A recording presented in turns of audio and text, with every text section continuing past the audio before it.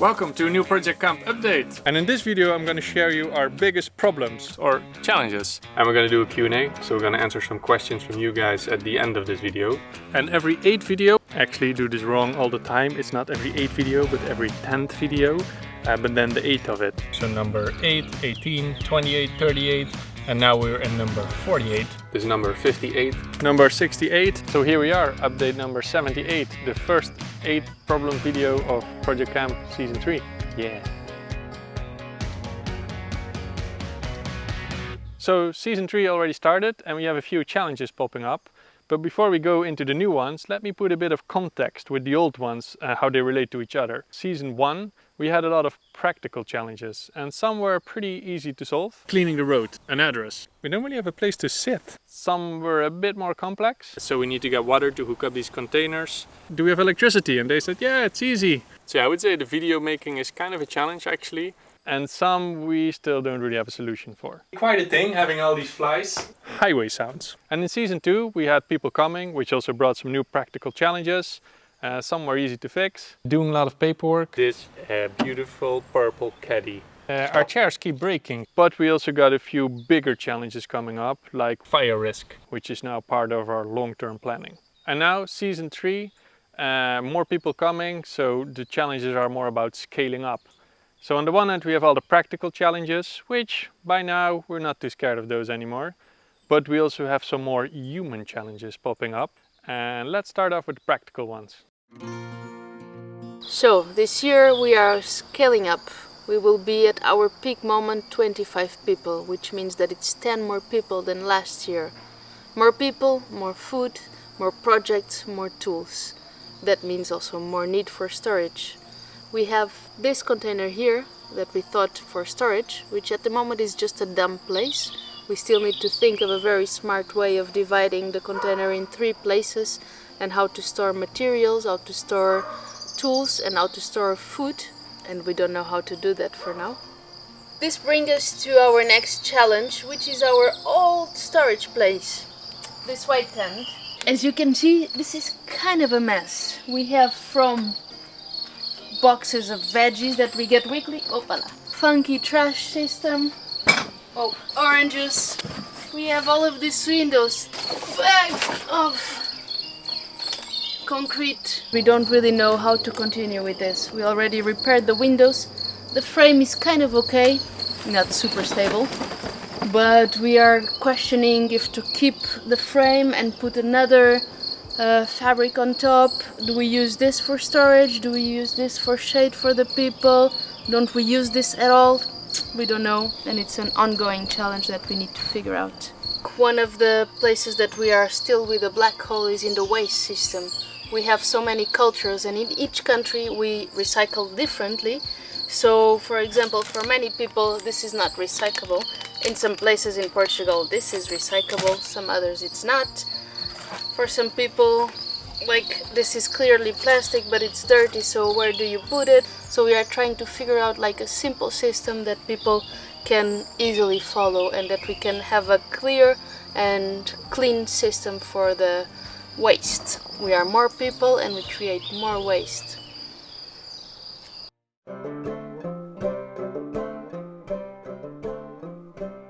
One of the challenges of living 20 people off grid in this setting is the electricity, because our electricity consumption scales up with the amount of people we are here.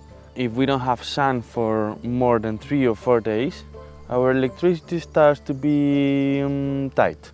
We could scale up our solar energy, but this comes with some challenges as balancing out our capacity for storage and our capacity of production. So depending on the time of the year, we would need more or less of that. It's also not stable, the number of people that is in the camp during the year. So we are in the process of trying to scale, but we need to find the right amount. We could introduce the wind power here in the camp. We are actually together with a company that makes recycled plastic open source wind turbines in Belgium, trying to figure out if that would be convenient for us to install in the camp. But this comes with several challenges. We are surrounded by mimosas, for example, that grow 2 to 3 meters a year, which also changed the wind speed that we have now in base camp. It would come with a noisy big wind turbine. If we would install it in another part of the camp, we would need to dig a cable from I don't know how many meters depending. But this would come also with a loss of energy in the way. Hydroelectric power is something that many people suggest us in the videos after seeing the waterfall, but what happens is like actually the waterfall is not in our land, so that part of land doesn't belong to us. It would be not convenient to install an hydroelectric station there for us. It's also around half a kilometer away from our battery storage, which would come with energy loss in the way, where to put a cable, it's in the air, we need to dig it. A lot of challenges to come here, big installation. And we are still in a temporary setup, so our capacity to install these kind of fixed electricity suppliers is quite low nowadays.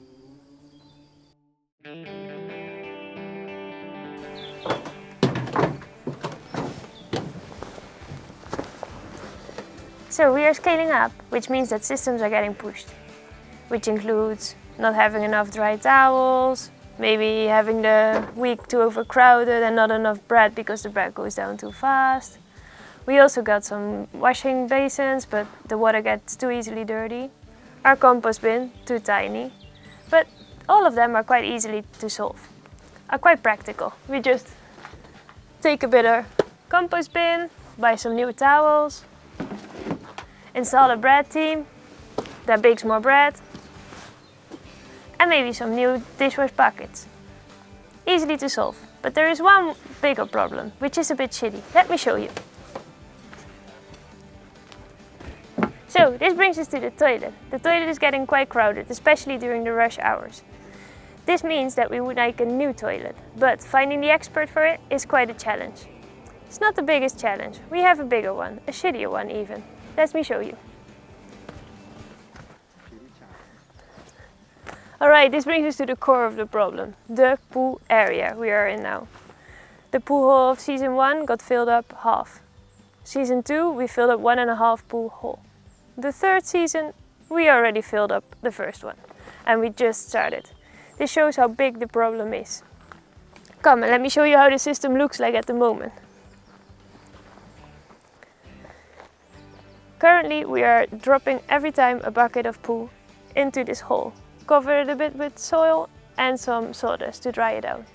But the smell increases during summer. We don't really know what to do with it.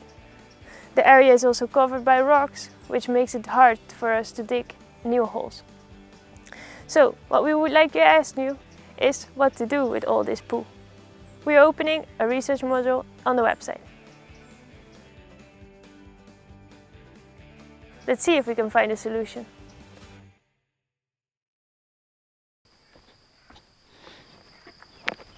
Hey, almost a thorn in my butt. So currently we live in base camp, and most of the problems you just saw, we hope to address them when we build the community center. Because this building would hold many complex infrastructure, energy systems, sewage, water, showers, it would all be in here. This project is currently being in the process of legalization. We would also need to find funding for that soonish, which is going to be a next big challenge we're going to have. But what this building doesn't have is places to sleep. This would just be the shared facilities for the people to be during the day, but at night we need houses.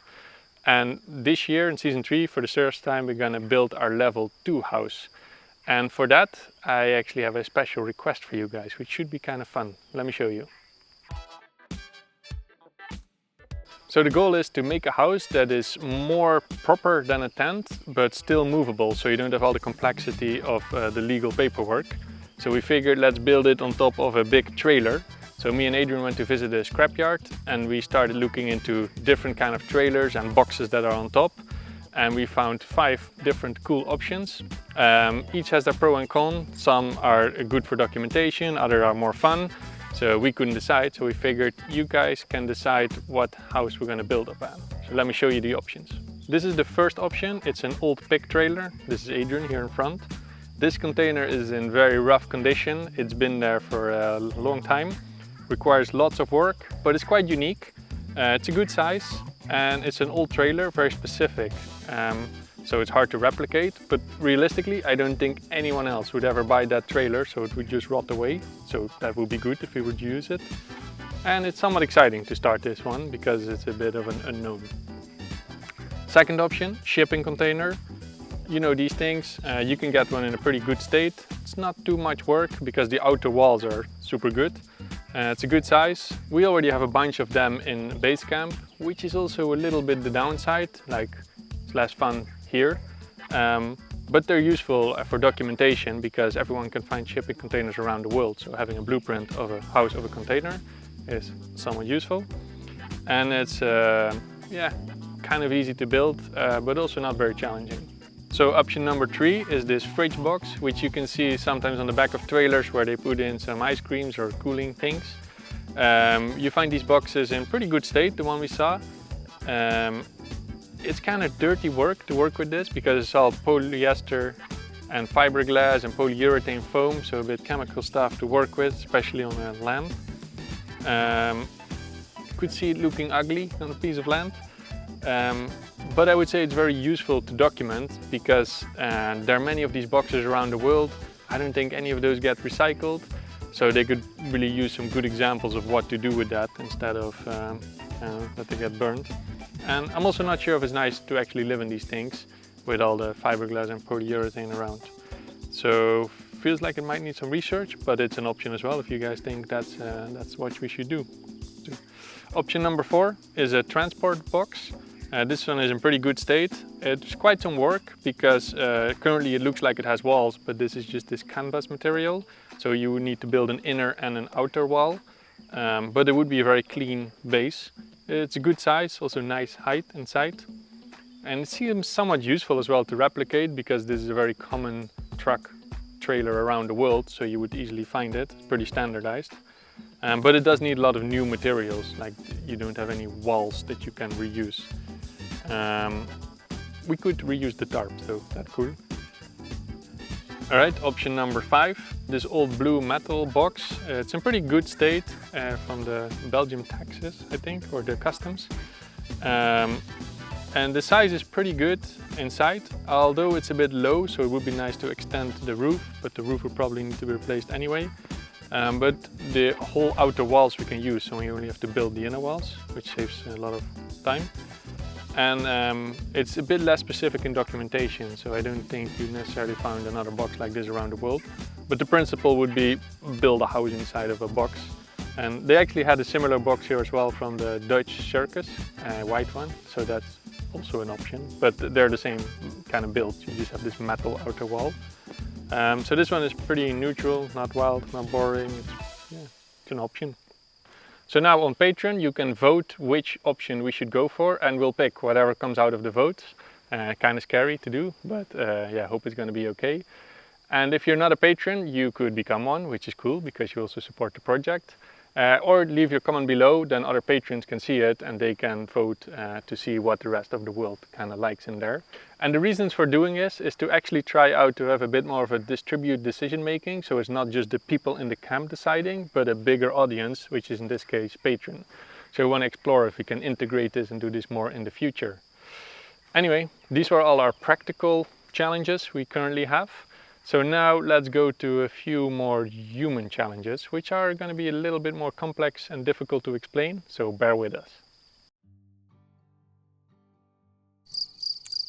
So, about human challenges. It is about how to regulate different types of energy. This means, for the people that are here short term, they come with a boost of energy and they leave all the world and reality that they know behind, and they just give everything to Project Kamp. And this only happens because of the people that come from the outside, so massive thank you. For us that stay here for a longer term, we are just creating our lives here, so we are also holding big responsibility, and we are holding questions of how to separate work from just a leisure moment.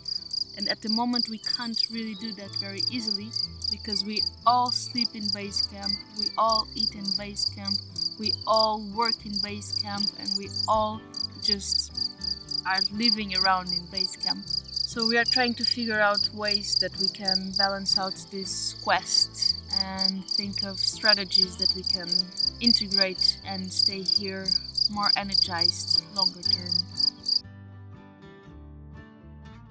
So there is a big challenge, which is finding a balance in between. Finding a way to align everything towards the goal of the project, having people coming that we all care about, but then also having our personal needs. And to balance this out, it is very difficult. This was already difficult within season 2, but now in season 3 it only becomes bigger. So this is nothing new. We already talked about this during winter. But to bring this in practice is still a hard thing to do. So at some point you just get absorbed by the responsibility and you forget about yourself. But we found some techniques, some ways to at least improve it, which is leaving the land every now and then, or talking with each other, maybe taking your time for yourself, and finding out what you need. Okay, but it's still hard to bring in practice, because we're all in a small space and you get carried away by things. So sometimes we're just not able to solve something, or need to say no in a certain case. Which is not really nice. You feel bad, makes you feel stressed, which comes on top of already not feeling good. It's not an easy challenge. We are working on it, but hopefully in the future this will better up. Let's see.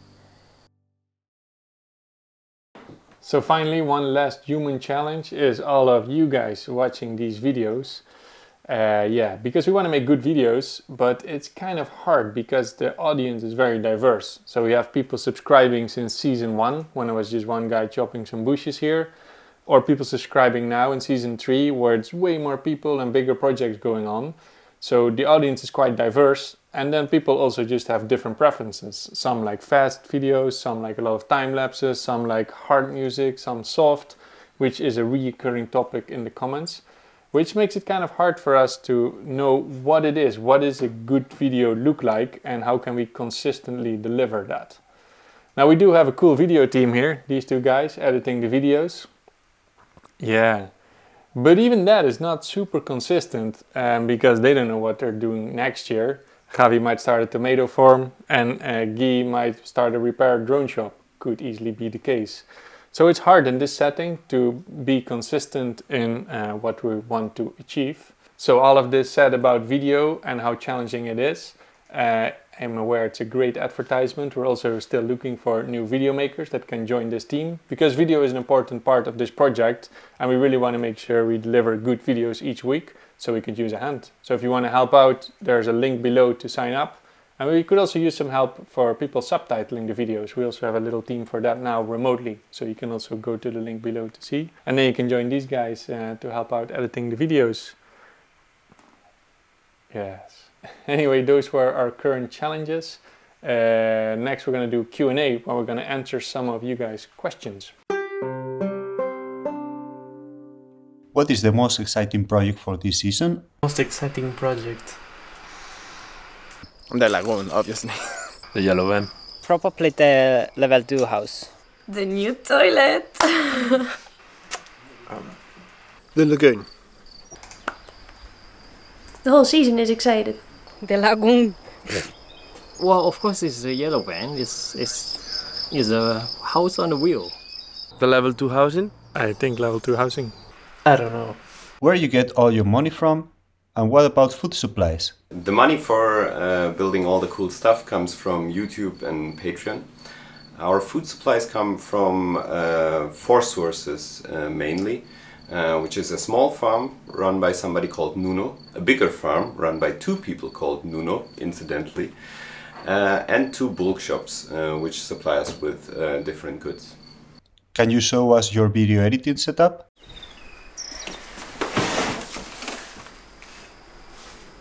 Here it is. What's the most useful tool for sanding?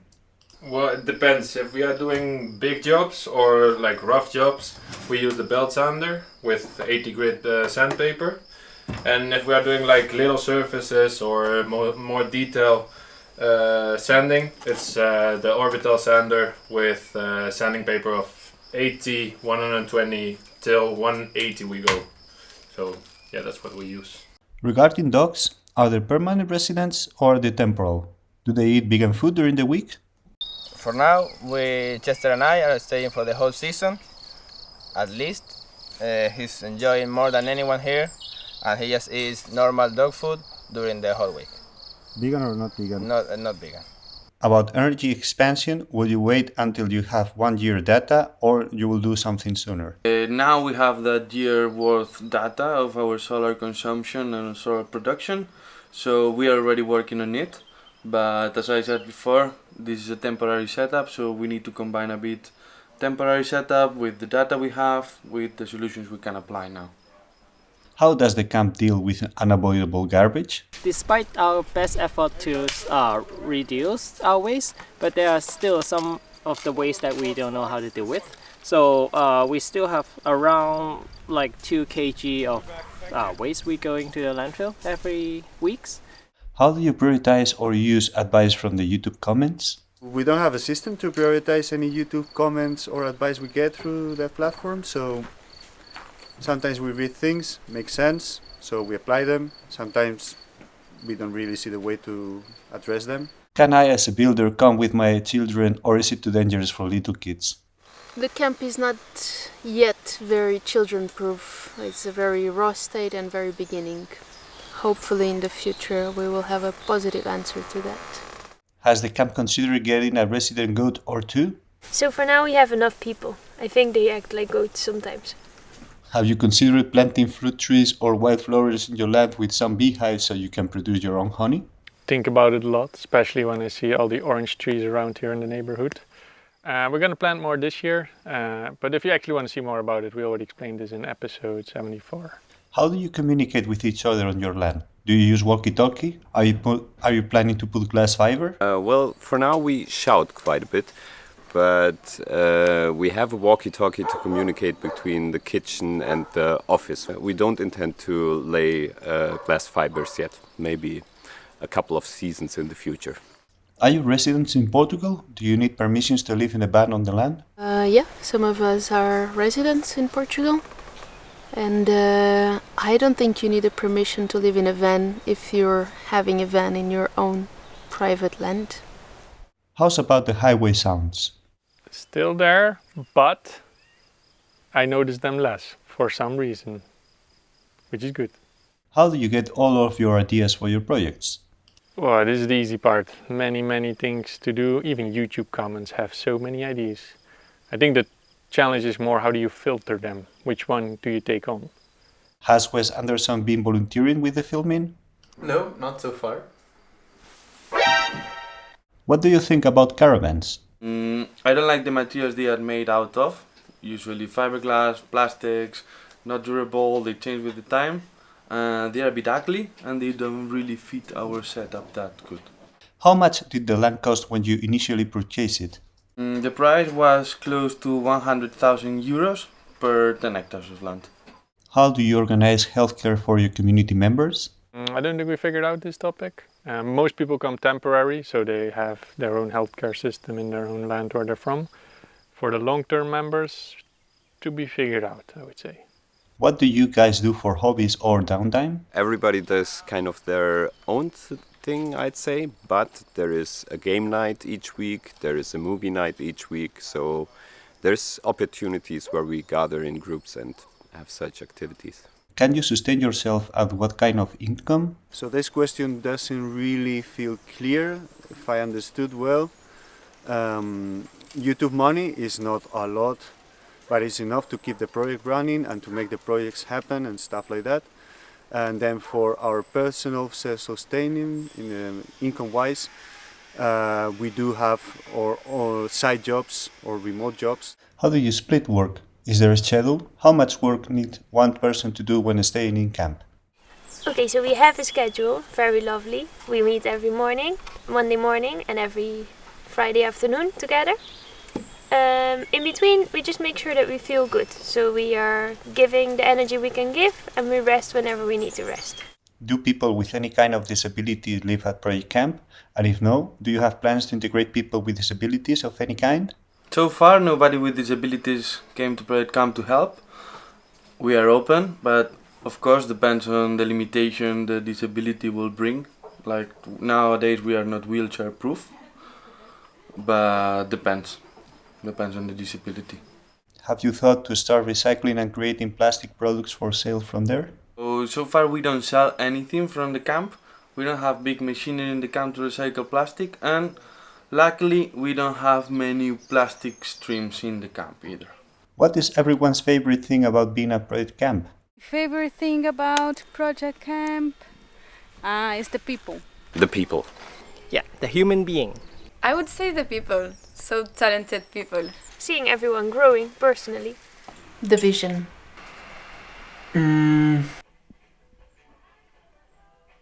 All of the lovely dinners that are cooked for us and all of the really friendly people.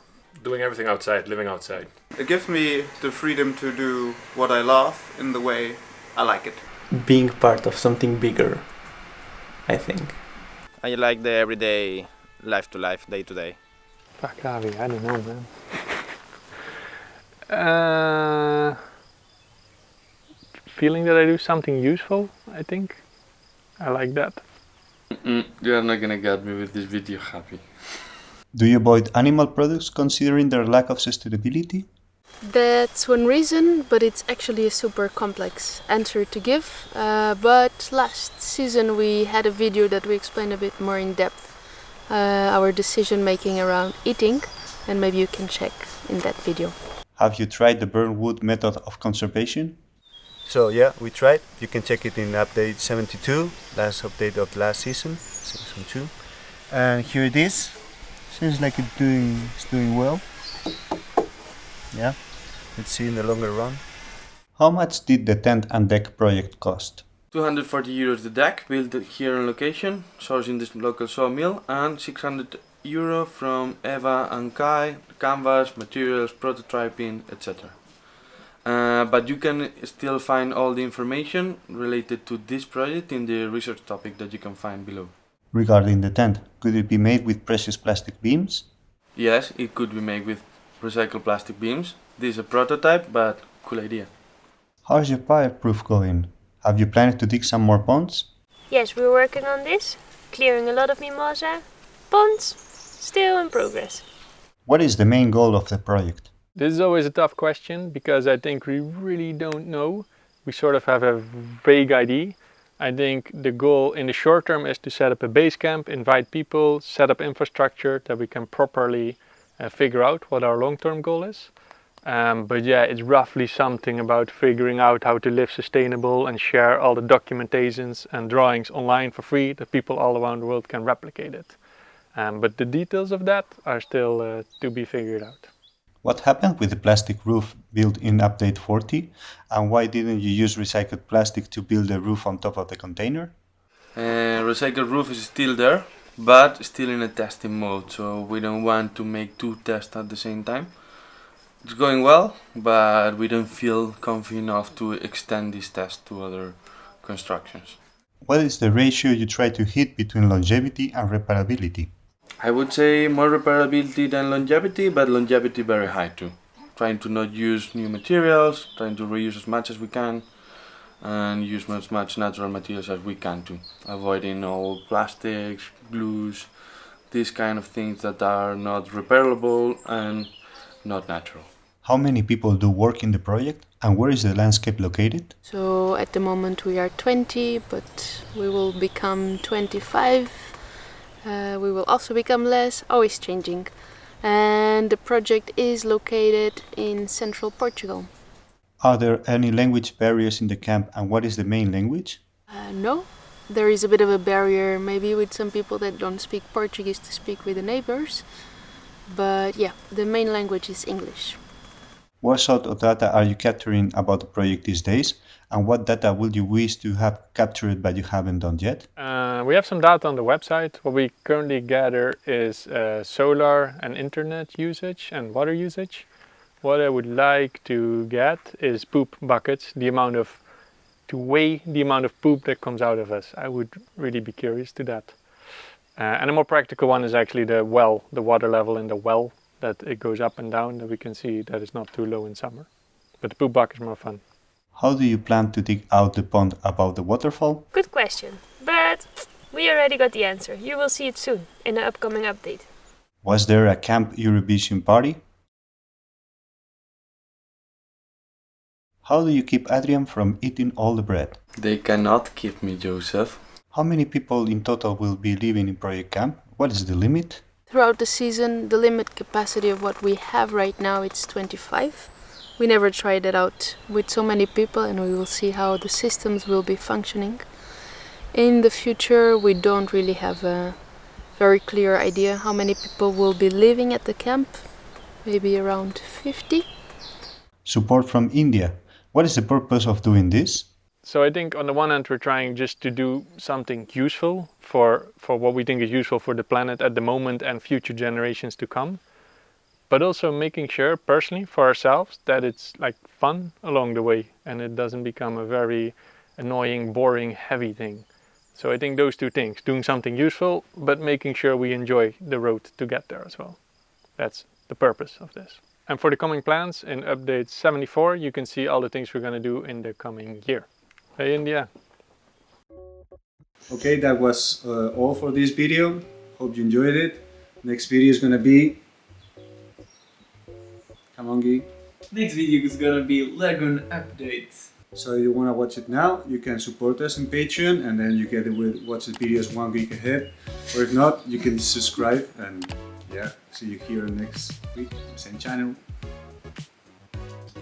And also, if you subscribe to Patreon, you will be able to vote on the trailer challenge. So